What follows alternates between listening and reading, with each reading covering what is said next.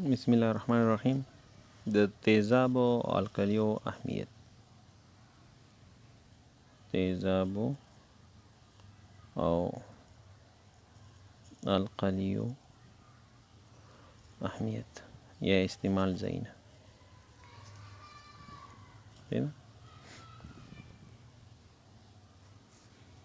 ورځيني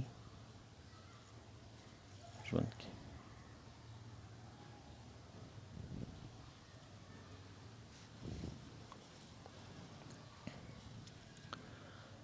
نو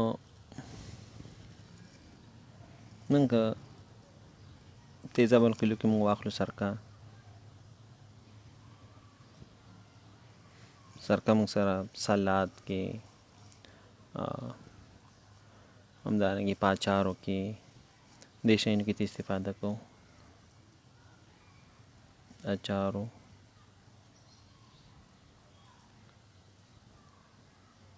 سلاد کې صحیح ده، دې کې موږ استفاده کوو. په هغې کې په سرکې تیزاب شتون لري.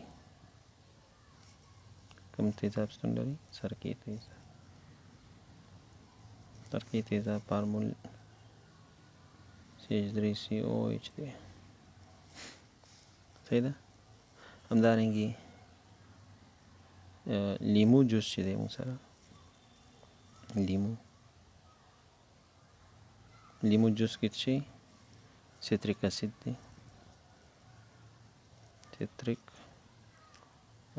دی. صحیح ده. همدارنګه ویټامین سی چې ویټامین سی چې اسکوربیک اسید هم ورته وایي. چې ورته وایي اسکوربیک اسید.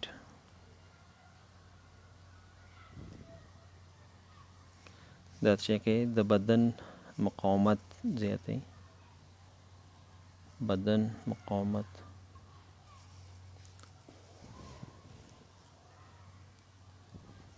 چې کې ویټامین سی دا موږ سره د بدن مقاومت زیاتوي. دا اورې دې سره نه خرابېږي، اورې قوي کوي. همدارنګه کاربونیک اسید چې دی، کاربونیک اسید، همدارنګه فاسفوریک اسید.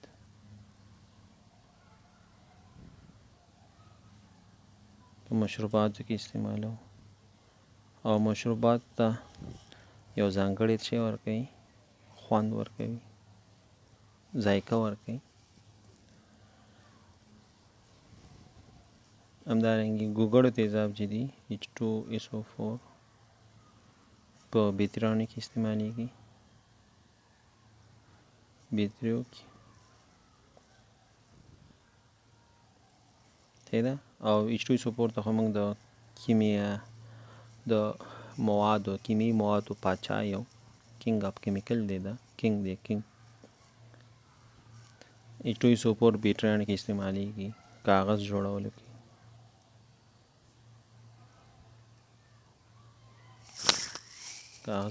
کې،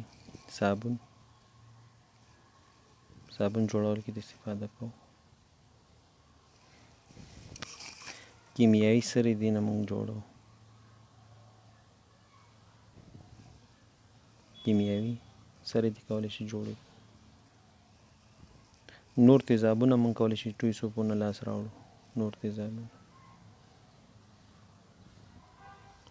H2SO4 نه کولی شي چې په لاس راوړو. همدارنګه مالګې تیزاب چې دی HCl چې ورته وایي، هایدروکلوریک اسید، دا په معده کې شتون لري او د غذا په هضم کې مهم رول لري. چې لري مهم رول لري. همدارنګه که موږ قلویانو استعمال ته راشو، القلیګانو ته یا قلویانو ته، نو قلویانو کې سودیم هایدروکساید صابون په جوړولو کې مهم دی. سودیم او همدارنګه پوتاشیم هایدروکساید. شیمپو په جوړولو کې مهم دي. همدارنګې کاغذ جوړولو کې موږ د قلیانو څخه څه شي کې استفاده کوو. کلسیم هایدروکساید چې دی یا اکساید د سیمټو په جوړولو کې چې سیمټ په جوړولو کې استعمالیږي. همدارنګې کلسیم هایدروکساید، کلسیم سلفیټ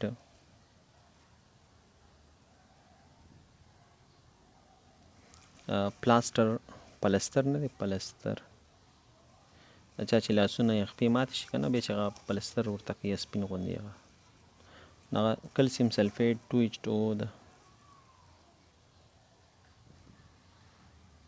کلسیم سلفیټ 1H2O دی ما ښکاري. پلاستر آف پیرس دی ته وایي، پلاستر آف پیرس.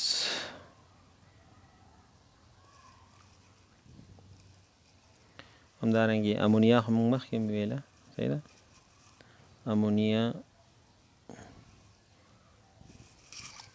د پاکونکو محلولونو کې پکارېږي،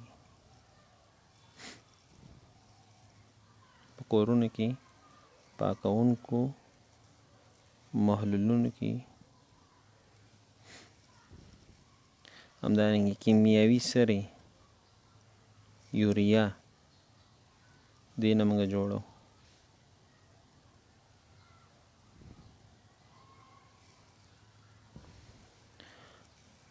نو روزمره ژوند کې تیزاب او قلویان زموږ روزمره ژوند کې موږ ډېر زیات استعمال لرو، او داسې برخه به نه وي چې هغې کې موږ د دې تیزاب او قلویانو څخه موږ استفاده په نور موادو په جوړولو کې هم استفاده نه کوو.